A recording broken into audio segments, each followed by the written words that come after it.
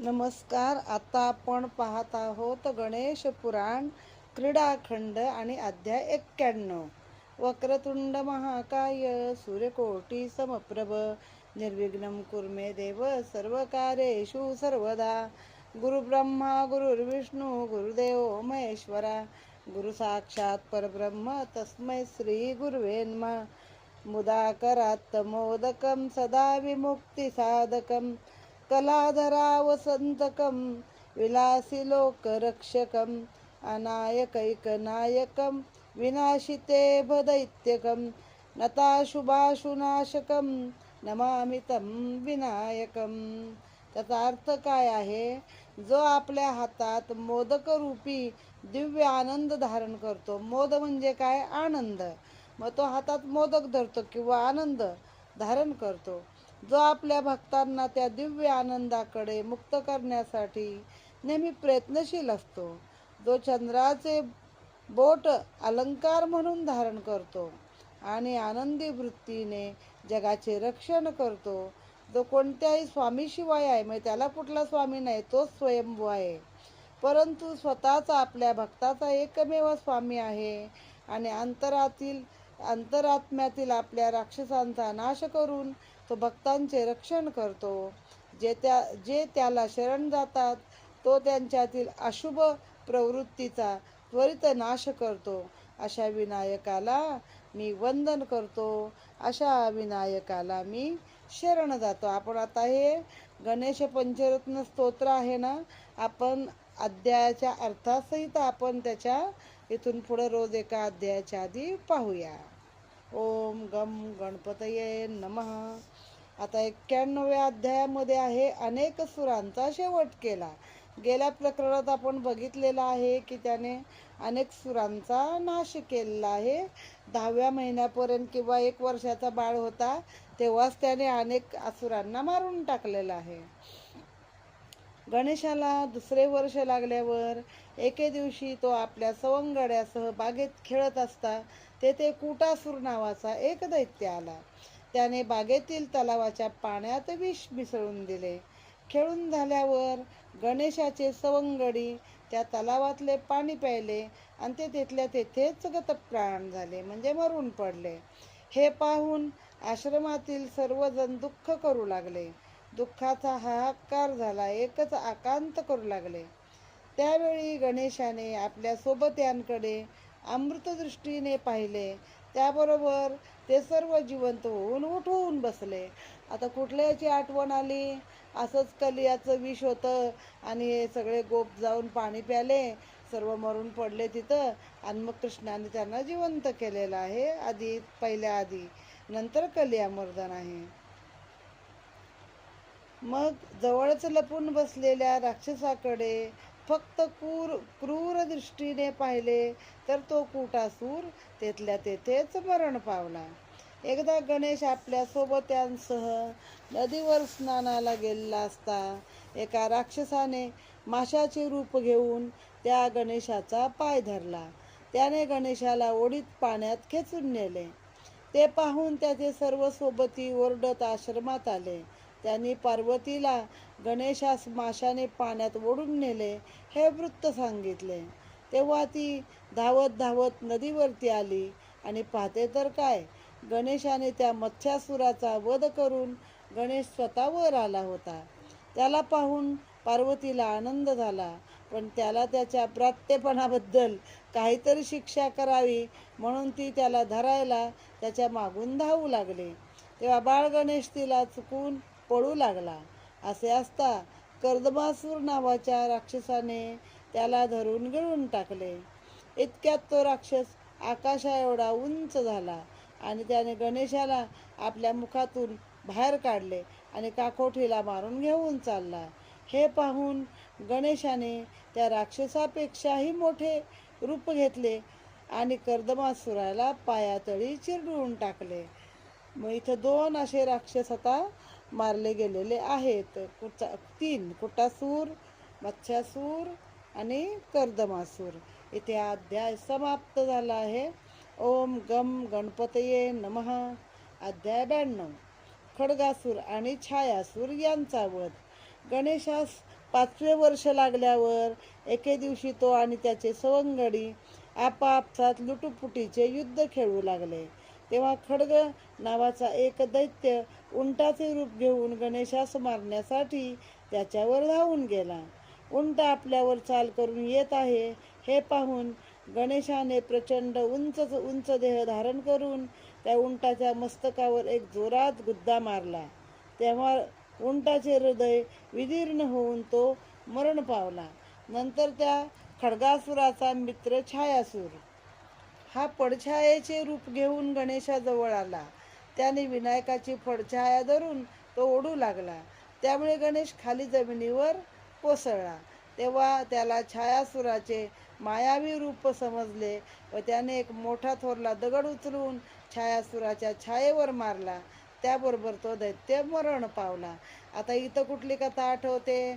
हनुमंत जेव्हा ते औषधी वनस्पती आणायला चालले होते तेव्हा त्यांची खाली दिसणारी पडछाया राक्षसाने धरून ठेवली होती, राक्षसीने. आणि मग हनुमंताने त्यातून सोडवणूक केली आहे. म्हणजे त्या काळात माणसाची छाया धरून पण त्याला पकडता येत होतं. मग ह्याने काय केलं? दगड उचलला आणि त्या छायासुराच्या छायेवर मारला. तेव्हा तो मेलेला आहे. इथे हा अध्याय समाप्त. ओम गम गणपतये नमः. अध्याय 93 आहे चंचलासुराचा वध. श्री गणेशाय नमः. एकदा चंचल नावाचा सिंधू राक्षसाचा दैत्यसेवक गणेशाबरोबर येऊन चेंडू खेळू लागला. चेंडू फेकल्यावर तो जर दुसऱ्याने झेलला तर त्याने चेंडू फेकणाऱ्याच्या पाठीवर बसावयाचे. त्याप्रमाणे चेंडू फेकीचा खेळ चालला असता गणेशाने फेकलेला चेंडू चंचल दैत्याने झेलला. तेव्हा चंचलासूर गणेशाच्या पाठीवर बसून आपल्या प्रचंड ओझ्याने त्याला दाबू लागला. तेव्हा गणेशाने त्याचे कपट जाणले. त्याने फेकलेला चेंडू गणेशाने झेलला. तेव्हा तो चंचल दैत्याच्या पाठीवर बसून मेरू पर्वता एवढा भार त्याच्यावर टाकला. त्या ओझ्याने तो दुष्ट राक्षस जमिनीवरच ठार झाला. म्हणजे पहिलं काय झालं? हा गणपतीच्या पाठीवर बसला आणि खूप वजन टाकून प्रयत्न केला त्याला मारण्याचा, पण तो गणपती आहे, तो काय त्याच्या ओझ्याने मेला नाही. मग नंतर त्याचा चेंडू गणपतीने झेलला. गणपती त्याच्या पाठीवर जाऊन बसला आणि मग टाकलं आपलं नेहमीचं कार्य जे करायचं असतं, ज्यासाठी त्याने जन्म घेतला आहे ते कार्य करून टाकलं. इथे हा अध्याय समाप्त. ओम गम गणपतये नमः. अध्याय 94. गौतम ऋषींचे खिरीचे भांडे पळविले. श्री गणेशाय नमः. बाळ गणेश आणि त्याचे सवंगडी बराच वेळ बागेत चेंडूचा खेळ खेळत होते. खेळता खेळता गणेश आपल्या मित्रांना म्हणाला, गड्यांनो, आपण आता खेळ खेळून खूपच दमलो आहोत, तेव्हा तुम्हाला मी गोडधोड खायला देतो. इतके बोलून तो त्या मुलांना बरोबर घेऊन गौतम मुनींच्या आश्रमामध्ये आला. तेथील भाताच्या खिरीचे भांडे घेऊन त्यातील खीर गणेशाने आपल्या मित्रांना वाटले. थोड्याच वेळात गणेशाने केलेला हा प्रकार गौतमांच्या आणि अहिल्याच्या लक्षात आला. आता यांना माहित नाही का हा देव आहे, जन्माला आलाय, गणपती आहे. लगेच त्यांनी त्याला बखोट्याला धरून पार्वतीच्या समोर आणला. जशा कृष्णाला त्या गोपिका घेऊन यायच्या तक्रारी घेऊन यशोदेकडं, याने माझे लोणी होत, याने माझे शिंके हो तोडिले, याने माझे मडके हो फोडिले, दया दुधाते बक्षिले लवंडिले तक्राते. तसं इथं ह्याला घेऊन आलेले आहेत आणि याने आमची खीर चोरून खाल्ली हे सांगितलं. तेव्हा पार्वतीने त्यांच्या समक्ष गणेशाला मार दिला. त्याचे हात पाय बांधून त्याला खोलीत कोंडून ठेवले. थोड्या वेळाने तो परत घराबाहेर ती अंगणात आली असता तिला गणेश तेथे मुलांबरोबर खेळत असलेला दिसला. तेव्हा तिने रागाने पळत जाऊन त्याला पकडले. तेव्हा तो तिला म्हणाला, मी तुझा गणेश नव्हे. ते ऐकल्यावर ती घरात आली. पाहिले तर खोलीत बांधून ठेवलेला गणेश जागच्या जागी तिथेच होता. त्याबरोबर तिला प्रेमाचा पाना फुटला. तिने त्याला सोडून स्तनपान देण्यासाठी आपल्या मांडीवर घेतले. म्हणजे मायलेकांची लपाछपी, प्रेम हे सगळं या अध्यायामध्ये आलेलं आहे. इथे हा अध्याय समाप्त. ओम गम गणपतये नमः. पुढचा आहे अध्याय 95. विश्वकर्म्याकडून शस्त्रे मिळाली. श्री गणेशाय नमः. गणेशाला 6वे वर्ष लागल्यावर एके दिवशी विश्वकर्मा त्याला पाहण्यासाठी आश्रमात आला. गणेशाला पाहिल्यावर नमस्कार करून विश्वकर्म्याने त्याला पाश, अंकुश, कमळ आणि परशु अशी 4 प्रमुख आयुधे त्याच्या समोर ठेवलेली आहेत. ती घेऊन गणेश म्हणाला, ही आयुधे तू कोठून आणलीस? आता ही नवीन कथा आहे, मला पण ही माहीत नाही आहे, बऱ्याच लोकांनाही माहीत नसावी. त्यावर विश्वकर्मा म्हणाला, माझी संज्ञा नावाची एक सुंदर कन्या आहे.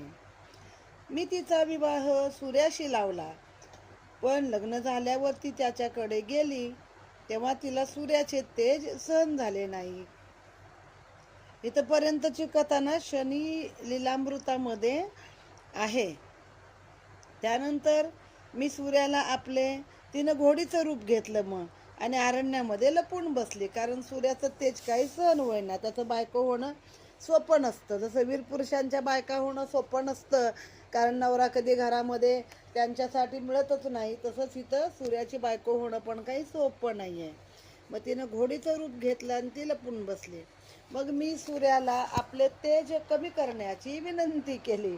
आता कल्पना काय बघा, आपल्या याच्यामध्ये सूर्यावरती सतत ती वादळं येत असतात आणि कसला तप्त गोळा आहे, तर त्या सूर्याला धरून यांनी यंत्रावरती घासलंय आणि त्यामुळे त्याचं तेज कमी झालंय. हे तेज कमी झाल्यावर सूर्याने घोड्याचे रूप घेतले व तो त्या घोडी झालेल्या माझ्या कन्येजवळ गेला.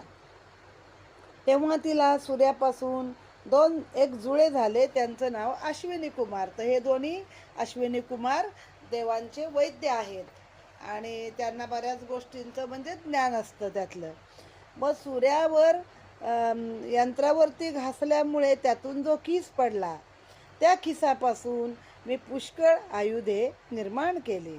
विश्वकर्मा हा देवांच्या याच्यातला मोठा इंजिनियर आहे, सगळ्या गोष्टीचा निर्माता आहे.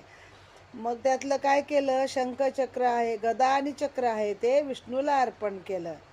शंकर त्रिशूळाला दिला आणि राहिलेली आयुध तुला अर्पण करत आहे. हे ऐकून गणेशाने विश्वकर्म्याचे अभिनंदन केले व तो बाहेर खेळावयाला गेले असता बृक्कासूर, बृक्क म्हणजे काय, लांडगा, बृकासूर नावाचा एक दैत्य लांडग्याचे रूप घेऊन त्याला खाण्यासाठी आला. तेव्हा गणेशाने आपल्या हातातील अंकुशाचा प्रहार करून त्यास ठार मारलेले आहे. इथे हा अध्याय समाप्त. ओम गम गणपतये नमः. अध्याय 96 आहे गणेशाच्या मुंजीतले विघ्न. श्री गणेशाय नमः. गणेशाला 7वे वर्ष लागल्यावर शंकराने ऋषींना बोलावून गणेशाचे मौजीबंधन करण्याची त्यांना विनंती केली.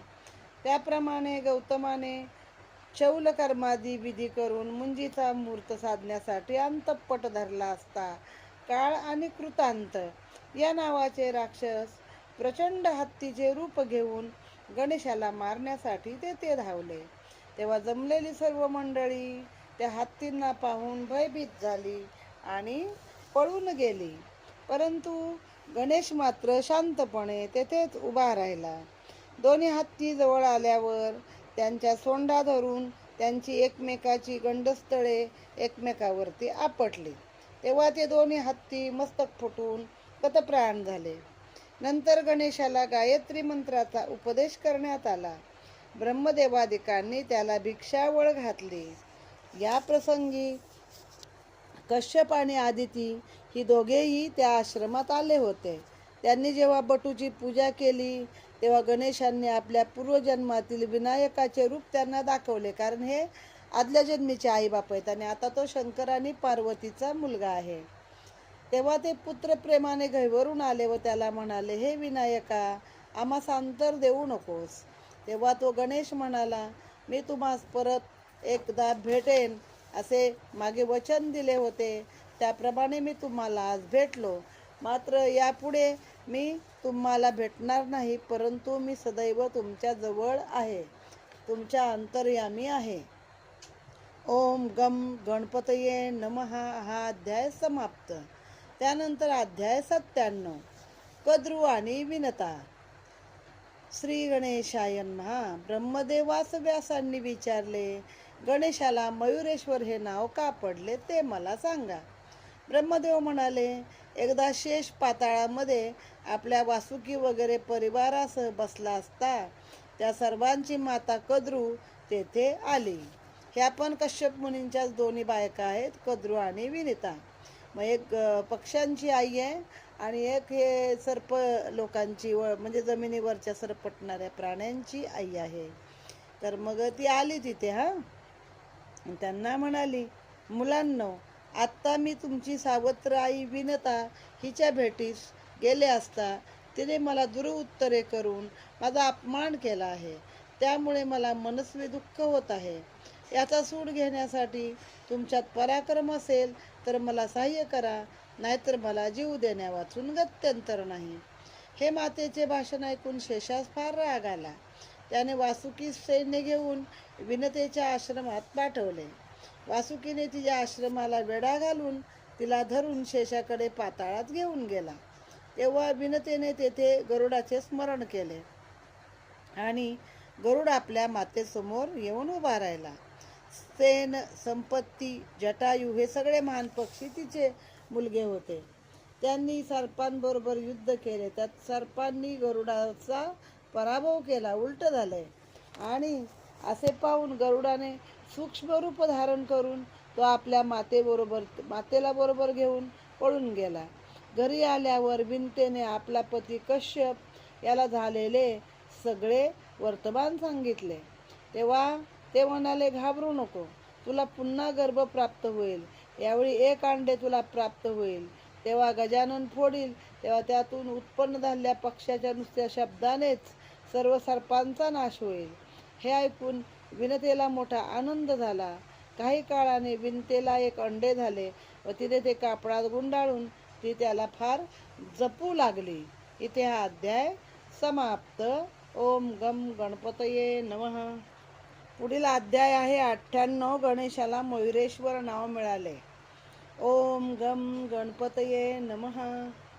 श्री गणेशाय नमः. गणेशाचा व्रतबंध झाल्यावर त्याच्या सोबत्यांना अध्ययन करण्याची इच्छा झाली.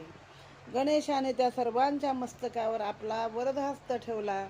त्याबरोबर त्यांना ज्ञान प्राप्त होऊन ते ऋग्वेद, यजुर्वेद, अथर्ववेद आदी वेदांचा घोष करू लागले. तेव्हा आश्रमातील ऋषीमुनी वेदगायन ऐकून आश्चर्यचकित झाले. इतक्यात त्या ठिकाणी विलक्षण श्वापदाचे रूप घेऊन एक राक्षस आला. तेव्हा त्याचे ते मायावी श्वास कोंडून मायावी असे रूप पाहून गणेशाने आपला पाश त्याच्यावरती टाकला. आणि तो राक्षस श्वास कोंडून मरण पावला. तेथे जवळच विनता आपल्या अंड्याचे रक्षण करत बसली होती. गणेशाने तिचा डोळा चुकवून ते अंडे फोडले. त्याबरोबर त्यातून एक प्रचंड पक्षी बाहेर पडला. तो गणेशाबरोबर ती युद्ध करू लागला. तेव्हा गणेशाने आपली चारही आयुधे त्यावर सोडली, पण ते आयुधे त्याने आकाशात झेप मारून चुकविले. नंतर खाली जमिनीवर येऊन चपळाई करून तो पक्षी गणेशाच्या पाठीवरती बसला. ते पाहून विनतेने गणेशाला ओळखले व ती त्याला म्हणाली, हे देवादिदेवा, ज्या अर्थी तू हे अंडे फोडले आहेस त्या अर्थी तू माझा बालक आहेस आणि त्या अर्थी माझा बालक तुझे वाहन होईल. हा सर्पांचा संहार करून माझ्या पुत्रांची त्याच्या बंदीतून मुक्तता करील असे माझ्या पतीने भविष्य केले आहे. तेव्हा गणेशा, तू या माझ्या पुत्रास सहाय्य कर आणि कार्यसिद्धीसने. तसेच त्याच्या नामासह तुझा उच्चार लोकांनी करावा असा मला वर दे. विनतेच्या इच्छेप्रमाणे गजाननाने त्याला वर दिला व पुढे आपणास मयुरेश्वर असे म्हणावे असे सर्वांना सांगितले व तो मयुरावर बसून आपल्या आश्रमात पुन्हा गेला. म्हणजे पहिले गरुडन ते सूक्ष्म रूप घेऊन आले ना, मग दुसऱ्या अंड्यातून पुन्हा मोर बाहेर आला. मग मोर सर्पांना खातो हे आपल्याला माहीतच आहे. तर इथे अध्याय समाप्त. आता पुढचा अध्याय आहे 99. गणेशाला नागकन्या घेऊन गेल्या. ओम गम गणपतये नमः. श्री गणेशाय नमः. आता गणेशाला 90 वर्ष लागले. एके दिवशी तो जवळील एका तलावावर गेला असता एक राक्षस घोड्याचे रूप घेऊन गणेशाला त्रास देऊ लागला. तेव्हा त्याने उडी मारून घोड्यावर स्वारी केली. तो घोडा गणेशासह पाण्यात शिरला. ते पाहून त्याने त्या घोड्याला लगाम धरून पाण्यात बुचकाळले. त्याच्या नाकातोंडात पाणी जाऊन तो दैत्य तेथेच मरण पावला.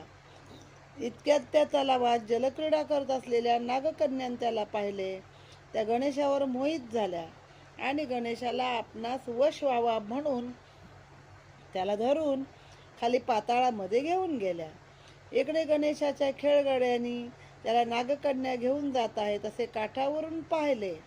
ते वर्तमान सांगण्यास पळत पळत ते आश्रमाकडे आले. तेथे वाटेतच बगासूर नावाचा एक मोठा दैत्य खळासारखे तोंड पसरून बसला होता. पळताना ती मुले या राक्षसाने पसरलेल्या मुखात येऊन पडली.